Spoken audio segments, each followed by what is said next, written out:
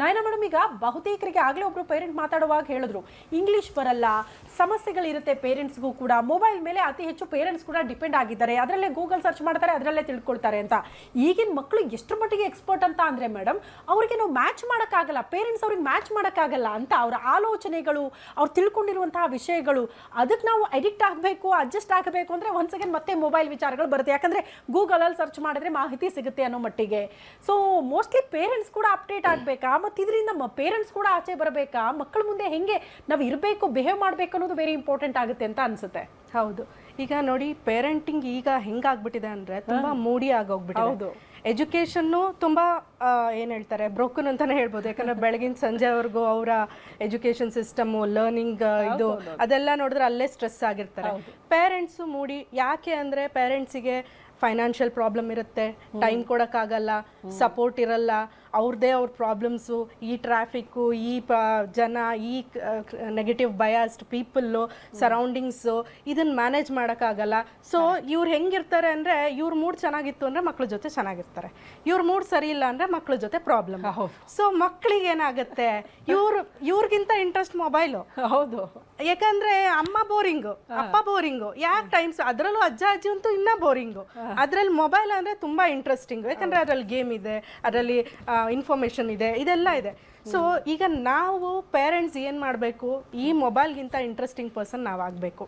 ಅದರಲ್ಲೂ ತಾಯಂದ್ರು, ತಂದೆದಿರು, ಇವ್ರು ಇಂಟ್ರೆಸ್ಟಿಂಗ್ ಅಂದರೆ ಇವರ ಒಂದು ಇನ್ನರ್ ಕಂಪಸ್ ಅಂದರೆ ಒಳಗಿನ ಒಂದು ಕಾನ್ಫಿಡೆನ್ಸ್, ಆತ್ಮವಿಶ್ವಾಸ ಆಗಲಿ, ಮಕ್ಕಳಿಗೆ ಗ್ರೋತ್ ಮೈಂಡ್ಸೆಟ್ನ ಬೆಳೆಸೋದಾಗಲಿ ಇವರಲ್ಲಿ ಇನ್ಕ್ರೀಸ್ ಆದರೆ ಆಟೋಮೆಟಿಕ್ ಆಗಿ ಮಕ್ಕಳಲ್ಲಿ ಇನ್ಕ್ರೀಸ್ ಆಗುತ್ತೆ. ಯಾವ ಮಕ್ಕಳಲ್ಲಿ ಆ ಇನ್ನರ್ ಬೀಯಿಂಗ್ ಕಮ್ಮಿ ಇರುತ್ತೆ ಅವರು ಲೇಜಿ ಆಗ್ತಾರೆ, ಸುಳ್ಳು ಹೇಳೋದು ಕಲಿತಾರೆ, ಹೊಡೆಯೋದು, ಜಗಳ ಆಡೋದು, ಕೆಟ್ಟ ಬುದ್ಧಿ ಕಲಿಯೋದು, ಕೆಟ್ಟ ಸಹವಾಸಗಳು ಮಾಡೋದು, ಆಮೇಲೆ ಮ್ಯಾಮ್ ಹೇಳ್ದಂಗೆ ಸೈಬರಲ್ಲಿ ಪ್ರಾಬ್ಲಮ್ ಮಾಡ್ಕೊಳ್ಳೋದು, ಟೆರರಿಸಮ್ ಆ್ಯಕ್ಟಿವಿಟೀಸ್ಗಳಿಗೆ ಹೋಗೋದು, ಇವೆಲ್ಲ ಯಾಕಾಗತ್ತೆ ಅಂದರೆ ಇನ್ನರ್ ಬೀಯಿಂಗ್ ಅಂತ ಇರುತ್ತೆ. ಆ ಇನ್ನರ್ ಗೈಡ್ನ ತಂದೆ ತಾಯಿ ಆದವ್ರು ಮಾತ್ರ ಅದನ್ನು ಸರಿ ಮಾಡೋಕ್ಕಾಗೋದು. ತಂದೆ ತಾಯಿ ಹೆಂಗೆ ಸರಿ ಮಾಡ್ಬೋದು, ಅವ್ರು ಸರಿ ಆಗೋದ್ರ ಮುಖಾಂತರ. ಅವರು ಸದಾ ಬೇರೆಯವ್ರನ್ನ ಬ್ಲೇಮ್ ಮಾಡ್ತಾ ಇರೋದು, ಅವರು ಅಕ್ಕಪಕ್ಕದವ್ರಿಗೆ ಬ್ಲೇಮ್ ಮಾಡೋದು, ತಮ್ಮಲ್ಲಿರೋ ನೆಗೆಟಿವ್ ಇಶ್ಯೂಸ್ನ ಜಾಸ್ತಿ ಹೇಳೋದು, ತಮ್ಮನ್ನು ತಾವು ಬೈಕೋತಾ ಇರೋದು. ಈಗ ನೋಡಿ ಮಕ್ಕಳನ್ನ ಸಾಮಾನ್ಯವಾಗಿ ನಿನ್ನ ಮೂಗು ಚೆನ್ನಾಗಿಲ್ಲ, ನಿನ್ನ ಕಣ್ಣು ಚೆನ್ನಾಗಿಲ್ಲ, ಈ ಥರ ಹೇಳ್ತಾ ಇರ್ತಾರೆ. ನೀನು ದಪ್ಪ ಆಗಿದ್ಯಾ, ನೀನು ಸಣ್ಣ ಆಗಿದ್ಯಾ. ಮಕ್ಕಳನ್ನ ಈ ರೀತಿಯಲ್ಲಿ ಹೇಳ್ಬಾರ್ದು, ಅವ್ರ ಸೆಲ್ಫ್ ಇಮೇಜ್ ಕಡಿಮೆ ಆಗುತ್ತೆ.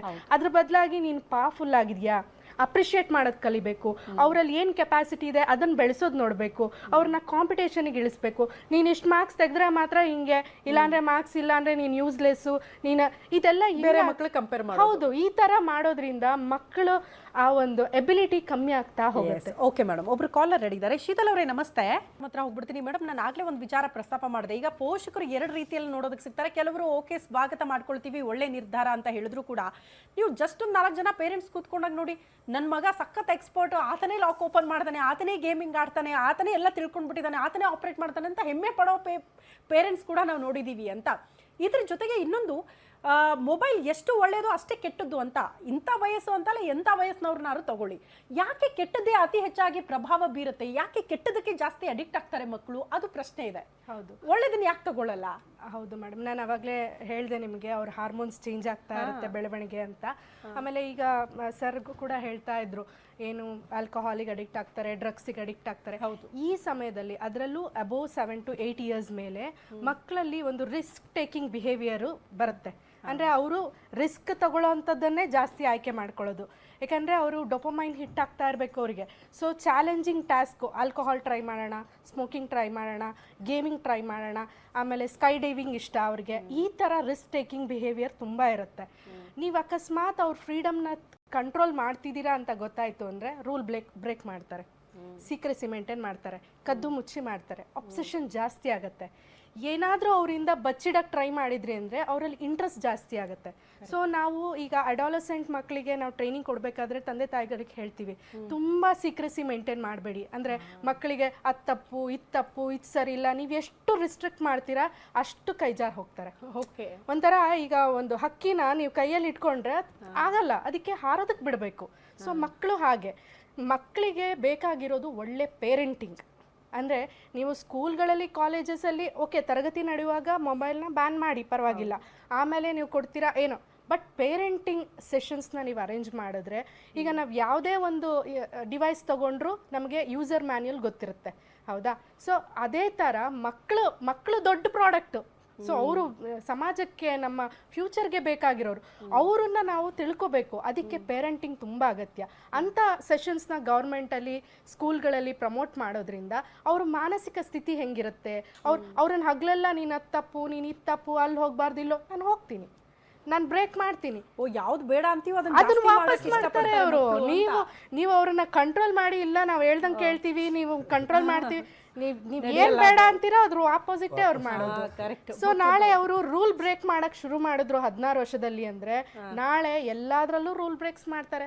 ನೀವು ಗೌರ್ಮೆಂಟ್ ಏನೇ ರೂಲ್ ತೆಗೀರಿ, ನಾನು ಬ್ರೇಕ್ ಮಾಡ್ತೀನಿ, ಬಿಕಾಸ್ ನಂಗೆ ಅಭ್ಯಾಸ ಇದೆ 16 ವರ್ಷದಲ್ಲಿ ಮಾಡಿ. ಸೊ ಈ ತರ ಬಿಹೇವಿಯರ್ ಅವರಲ್ಲಿ ಜಾಸ್ತಿ ಆಗುತ್ತೆ. ನಾವ್ ಏನ್ ಮಾಡ್ಬೋದು ಅಂದ್ರೆ, ಬ್ಯಾನ್ ಮಾಡೋದ್ಕಿಂತ ಅವ್ರಿಗೆ ಕಂಟ್ರೋಲ್ ಮಾಡ್ಬೋದು. ಅಂದ್ರೆ ಬೇರೆ ರೀತಿಯಲ್ಲಿ ಅಂದ್ರೆ ಆ್ಯಪ್ಸ್ಗಳನ್ನು ಯೂಸ್ ಮಾಡೋದ್ರ ಮುಖಾಂತರ. ಮತ್ತು ಅದರಲ್ಲೂ ಈ ಸೋಷಿಯಲ್ ಮೀಡಿಯಾ ಇಂಪ್ಯಾಕ್ಟ್ ಅವರಿಗೆ ಸೆಲ್ಫ್ ಕಂಪ್ಯಾರಿಸನ್ ಜಾಸ್ತಿ ಆಗ್ತಾ ಇರುತ್ತೆ. ಅಂದರೆ ಎಲ್ಲದನ್ನು ಕಂಪೇರ್ ಮಾಡ್ಕೋತಾ ಇರ್ತಾರೆ. ಈಗ ಬಾಲಿವುಡ್ ಹೀರೋಯಿನ್ಸ್ ನೋಡೋದು, ಹೀರೋಸ್ ನೋಡೋದು, ನಾನು ಅವ್ರ ಥರ ಇರಬೇಕು, ನಾನು ಈ ಥರ ಕಂಪ್ಯಾರಿಸನ್, ಸೋಷಿಯಲ್ ಮೀಡಿಯಾ ನೋಡೋದು, ಕಂಪ್ಯಾರಿಸನ್ ಮಾಡ್ಕೊಳ್ಳೋದು, ನಾನು ಸರಿ ಇಲ್ಲ, ನನಗೇನೋ ಪ್ರಾಬ್ಲಮ್ ಇದೆ, ಈ ಥರ ಅವರು ಮಾಡ್ತಾ ಇರ್ತಾರೆ.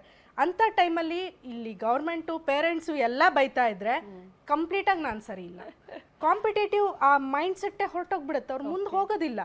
ಅದ್ರ ಬದಲಾಗಿ ಪೇರೆಂಟ್ಸು, ಟೀಚರ್ಸ್ ಏನು ಮಾಡಬೇಕು, ಅವರಿಗೆ ಹಾಬೀಸ್ನ ಪ್ರಮೋಟ್ ಮಾಡೋದು, ಕಾಂಪಿಟೇಷನ್ ಸ್ಟೇಜ್ ಮೇಲೆ ಕರೆಯೋದು, ಅವರಿಗೆ ಬೇರೆ ಬೇರೆ ಆ್ಯಕ್ಟಿವಿಟೀಸ್ನ ಕೊಡೋದು. ಈ ರೀತಿಯಲ್ಲಿ ಅವರ ಆ್ಯಕ್ಟಿವಿಟೀಸು, ಹಾಬೀಸು, ಅವರ ಎಕ್ಸಸೈಸು, ಅವರ ಒಂದು ಫಿಸಿಕಲ್ ಆ್ಯಕ್ಟಿವಿಟೀಸ್ನ ಚೇಂಜ್ ಮಾಡಬೇಕೇ ಹೊರತು ಕೆಲವೊಂದು ಯೋಗ, ಪ್ರಾಣಾಯಾಮ ಇದನ್ನೆಲ್ಲ ಪ್ರಮೋಟ್ ಮಾಡಿ ಅವರನ್ನು ಹೆಲ್ದಿ ವೇಗೆ ಕರ್ಕೊಂಡು ಹೋಗ್ಬೇಕು. ಓಕೆ, ಒಟ್ನಲ್ಲಿ ನಾವು ಇದನ್ನ ಸ್ವಲ್ಪ ಸಣ್ಣ ಪ್ರಮಾಣದಲ್ಲಿ ಏನು ಮಾಡ್ಬೋದು ಅನ್ನೋದ್ರ ಬಗ್ಗೆ ಯೋಚನೆ ಮಾಡೋದು ಬೆಸ್ಟ್ ಅನ್ಸುತ್ತೆ ಮೇಡಮ್. ಓಕೆ, ನಯನ ಮೇಡಮ್, ನಿಮ್ಮ ಒಪಿನಿಯನ್? ಈಗ ಮನೆಯಲ್ಲಿ ಚಾಕು ಇಟ್ಕೊಂಡಿರ್ತೀವಿ ವೆಜಿಟೇಬಲ್ಸ್ ಹೆಚ್ಚೋದಕ್ಕೆ, ಅದನ್ನ ನಮಗೆ ಯೂಸ್ ಮಾಡಲೇಬೇಕು. ಅದರಿಂದ ನಾಳೆ ಪ್ರಾಬ್ಲಮ್ ಆಗುತ್ತೆ ಅಂತ ಅದನ್ನ ಇಟ್ಕೊಳ್ದೇ ಇರೋಕ್ಕಾಗಲ್ಲ. ಏನಂದ್ರೆ ಆ ಶಾರ್ಪ್ ಜಾಸ್ತಿ ಶಾರ್ಪ್ ಆಗೋದನ್ನ ನಾವು ಕಡಿಮೆ ಮಾಡಬೇಕು. ಯಾಕಂದ್ರೆ ಅದರಿಂದ ಕೈಗೆ ಏಟಾಗ್ಬೋದು ಮುಟ್ಟಿದ್ರೆ.